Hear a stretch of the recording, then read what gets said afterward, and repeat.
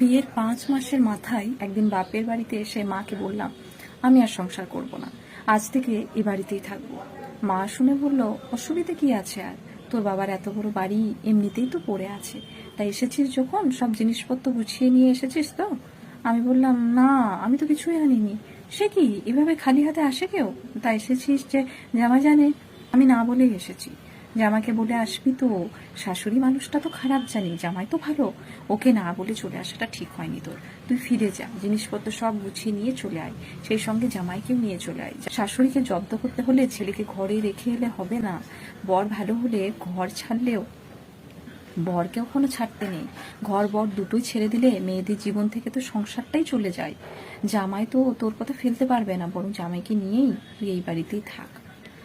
মায়ের কথা শুনে তো আমি অবাক। মা কখনো এই সুরে কথা বলেনি, হঠাৎ এইভাবে কথা বলতে মাকে বললাম, তুমি বলছো